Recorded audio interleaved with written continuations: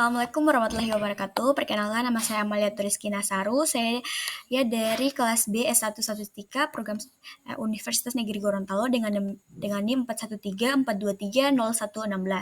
Jadi di sini saya akan menjelaskan integritas iman, Islam, dan ihsan dalam membentuk manusia seutuhnya. Yang pertama ada konsep dan urgensi Islam dan iman dan konsep dan urgensi Islam, iman, dan ihsan dalam membentuk insan kamil. Menurut Ibnu Arabi, ada dua tingkatan manusia dalam mengimani Tuhan. Pertama, tingkat insan kamil, mereka mengimani Tuhan dengan cara penyaksian, artinya mereka menyaksikan Tuhan, di mana mereka menyembah Tuhan yang dengan cara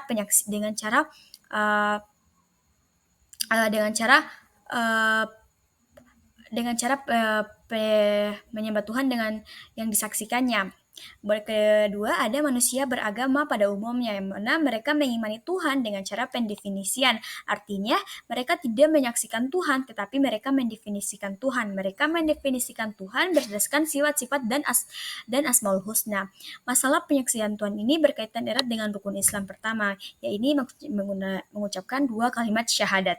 Abdul Karim Al-Jili membagi insan kamil atas 3 tingkatan, yaitu tingkat permulaan al-bidayah. Pada tingkat ini insan kamil mulai dapat merealisasikan asma dan sifat-sifat ilahi pada dirinya.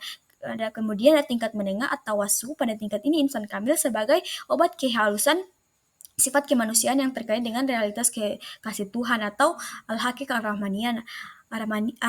ar-rahmaniyah. Pengetahuan yang dimiliki insan kamil pada tingkat ini telah meningkat dari pengetahuan biasa karena sebagian dari hal-hal gaib telah diberikan oleh Tuhan kepadanya.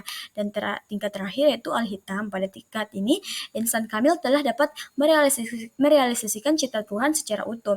Ia pun telah dapat mengetahui rincian dan rahasia penciptaan takdir.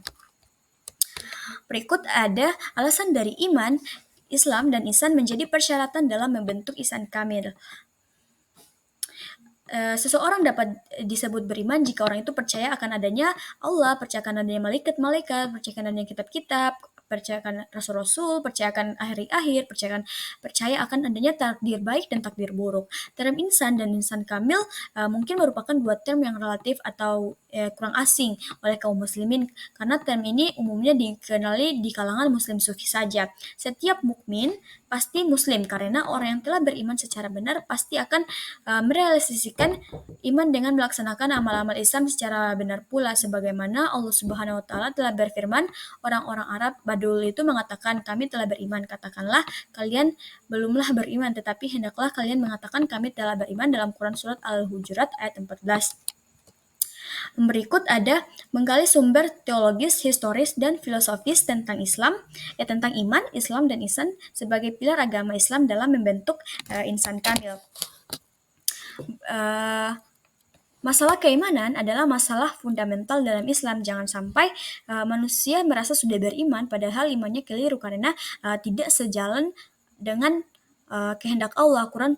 Dalam Quran surah Saba ayat 51-54 menggambarkan penyesalan manusia setelah 100 kematiannya karena ketika di dunia ia memiliki keimanan yang keliru.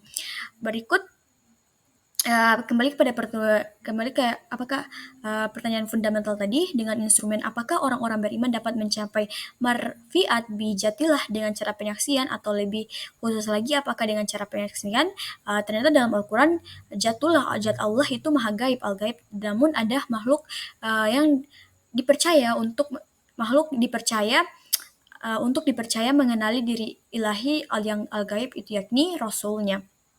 Kemudian dalam Quran surat Al-Jin ayat 26-27 dan Quran surat Al-Imran ayat 179, di mana mengatakan bahwa maksud dari kedua ayat itu adalah bahwa Allah sekali-sekali tidak mengajarkan manusia tentang semua perihal wujud dirinya yang gaib, akan tetapi Allah memilih yang dikehendaki olehnya untuk menyampaikan wujud Allah. Perlu diketahui bahwa hal ini dilakukan Allah karena dia sama sekali tidak akan pernah menampakkan dirinya di muka bumi miliknya supaya keimanan kita mencapai marfiyah billah. Maka satu-satunya cara menurut Al-Quran adalah bertanya kepada ahli zikir, sebagaimana firman-Nya dalam Quran surah Al-Anbiya.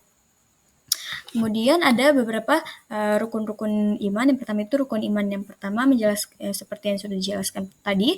Yang kedua yaitu beriman kepada malaikat, di mana kita beriman kepada malaikat ini adalah dengan mengikuti jejak para malaikat yang rela sujud dengan Khalifah fil ard, yaitu wakil Tuhan di bumi.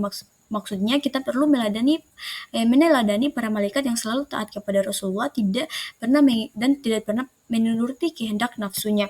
Ketiga adalah iman kepada kitab-kitab Allah, yang mana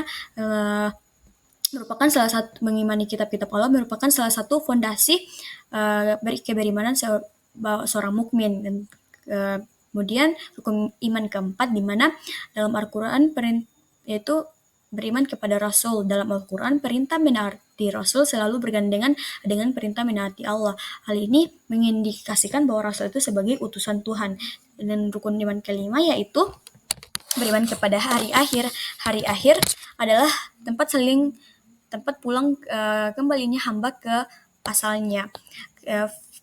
Yang terakhir ada rukun iman keenam, yaitu beriman kepada takdir baik dan takdir buruk yang telah ditentukan oleh Allah Subhanahu wa taala. Beriman kepada takdir baik dan buruk berarti meyakini dan mengenali Sang Pembuat takdir.